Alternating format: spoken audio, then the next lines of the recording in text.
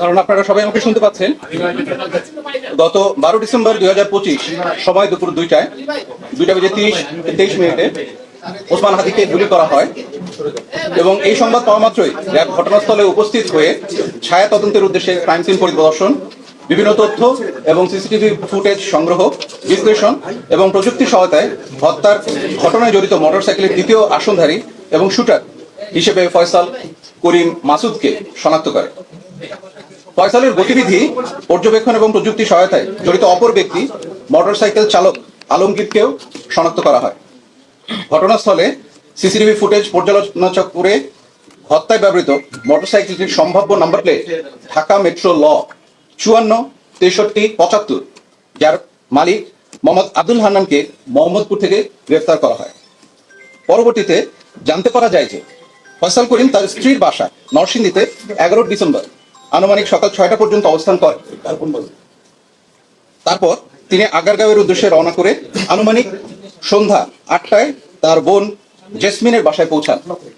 পরদিন 12 ডিসেম্বর ভোর 5টায় আগারগাঁও থেকে ফয়সাল করিম ও তার সহযোগী আলমগীর গ্রিন জোন রিসোর্ট এর উদ্দেশ্যে উবার যোগে যাত্রা করেন এবং আনুমানিক সকাল 5:30টায় গ্রিন জোন রিসোর্টে উপস্থিত হন। আগারগাঁও থেকে রওনার পূর্বেই ফয়সাল তার বান্ধবী মারিয়াকে ভোর 4টায় ওই রিসোর্টে উপস্থিত থাকার জন্য বলে। তদন্ত সূত্রে 13 ডিসেম্বর 2025 তারিখে উবার চালক ও গ্রিন জোন রিসোর্টে বয়কে জিজ্ঞাসাবাদের মাধ্যমে মারিয়ার অবস্থান শনাক্ত করা হয় এবং আনুমানিক 2টার দিকে বাড্ডা এলাকা থেকে তাকে গ্রেফতার করা হয়। গ্রেফতারকৃত মারিয়াকে জিজ্ঞাসাবাদে জানা যায়, ঘটনার দিন সকালে সেখানে সহযোগী আলমগীরের সাথে ফয়সাল করিম প্রথমে মাদক সেবন করেন এবং বিভিন্ন বিষয়ে আলোচনার মাধ্যমে তার পরিকল্পনার কথা উল্লেখ করেন, যার অনেক কিছুই মারিয়া শুনে ফেলেন। এক পর্যায়ে মারিয়া বুঝতে পারেন যে ওসমান হাদির বিষয়ে তারা উত্তেজিত স্বরে আলোচনা করছেন। পরবর্তীতে ঘটনার দিন তারা উবার যোগে সকাল আনুমানিক 9টায় রিসোর্ট ত্যাগ করে আগারগাঁওয়ে তার বোনের বাসায় এসে উপস্থিত হন। উক্ত বিষয়টি গ্রিন জোন রিসোর্টের সিসিটিভি ফুটেজ পর্যবেক্ষণের মাধ্যমে আমরা নিশ্চিত হই। এক্ষেত্রে গ্রেফতারকৃত মারিয়ার দেওয়া তথ্য অনুযায়ী ফয়সালের স্ত্রী শাহেদা পারভিন সামিয়া এবং ফয়সালের শ্যালক ওয়াহিদ আহমেদ শিপুর অবস্থান শনাক্ত করা হয়।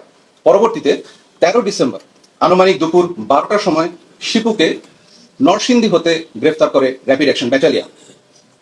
গ্রেফতারকৃত শিপুর দেওয়া তথ্য অনুযায়ী 14 ডিসেম্বর সকাল 6টায় ফয়সালের স্ত্রী সামিয়াকে নরসিংদী হতে গ্রেফতার করা হয়। 15 ডিসেম্বর আগারগাঁওয়ে উপস্থিত ফয়সালের বোনের বাসা শনাক্ত করে ওসমান হাদিকে হত্যা চেষ্টায় ব্যবহৃত 2টি ম্যাগাজিন, 11 রাউন্ড গোলাবারুদ, বিপুল সংখ্যক চেক এবং অন্যান্য আলামত উদ্ধার করা হয়। সিসিটিভি ফুটেজ বিশ্লেষণ এবং প্রযুক্তির মাধ্যমে মোহাম্মদ কবিরকে ফয়সালের সাথে ইনকিলাব কালচার সেন্টারে উপস্থিতের বিষয়টি নিশ্চিত করা হয় এবং পরবর্তীতে তাকে 15 ডিসেম্বর দুপুর 1টায় ফতুল্লা থেকে গ্রেফতার করা হয়। গ্রেফতারকৃত ফয়সালের স্ত্রী সামিয়ার তথ্য অনুযায়ী গত 16 ডিসেম্বর সকাল আনুমানিক 5টায় ঢাকার কেরানীগঞ্জ থেকে ফয়সালের মা ও বাবাকে গ্রেফতার করা হয়। ফয়সালের মা ও বাবার কাছ থেকে প্রাপ্ত তথ্যের ভিত্তিতে ফয়সালের শ্যালক শিপুকে জিজ্ঞাসাবাদের মাধ্যমে শিপুর বন্ধু মোহাম্মদ ফয়সালকে গ্রেফতার করা হয়। এখন এ পর্যায়ে আটককৃত অভিযুক্ত ব্যক্তিবর্গকে জিজ্ঞাসাবাদের মাধ্যমে নিম্নোক্ত তথ্য সমূহ আমরা জানতে পেরেছি, যা আপনাদের সামনে উপস্থাপন করছি। ওসমান হাদিকে হত্যা চেষ্টার পর ফয়সাল ও আলমগীর পুনরায় আগারগাঁওয়ে যায় এবং হত্যা চেষ্টায় ব্যবহৃত পিস্তল ও গোলাবারুদ লুকানোর পরিকল্পনা করে। অস্ত্রের ব্যাগটি সে তার বাবাকে দিয়ে তার শ্যালক শিপুর নিকট হস্তান্তর করতে বলে এবং সিএনজি যোগে সাভারের উদ্দেশ্যে রওনা দেয়। পরবর্তীতে ফয়সালের বাবা ব্যাগটি শিপুর কাছে হস্তান্তর করে। শিপু এই ব্যাগটি নরসিংদীতে ফেরত নিয়ে গিয়ে তার বোন অর্থাৎ ফয়সালের স্ত্রী সামিয়ার নিকট দিয়ে দেয়। সামিয়া ব্যাগটিকে পুনরায় শিপুর কাছে দিয়ে এটিকে লুকানোর জন্য বলে দেয়। পরবর্তীতে শিপু তার বন্ধু মোহাম্মদ ফয়সালকে বাসায় ডেকে সেই ব্যাগটি দিয়ে দেয় গোপন করবার উদ্দেশ্যে। মোহাম্মদ ফয়সাল তার বাসায় ব্যাগটি রাখার পর সোশ্যাল মিডিয়ায় দেশের সার্বিক পরিস্থিতি দেখে ভীত হয়ে পার্শ্ববর্তী তরুয়ার বিলে অস্ত্র এবং গোলাবারুদ সহ ব্যাগটি ফেলে দেয়। পরবর্তীতে তার দেওয়া তথ্য অনুসারে হত্যা চেষ্টায় ব্যবহৃত 2টি বিদেশি পিস্তল, 2টি ম্যাগাজিন, 41 রাউন্ড গোলাবারুদ এবং একটি খেলনা পিস্তল উদ্ধার করা হয়। র্যাবের মূল লক্ষ্যই হলো অপরাধ নির্মূল করে একটি নিরাপদ, শান্তিপূর্ণ এবং সুশৃঙ্খল সমাজ গড়ে তোলা।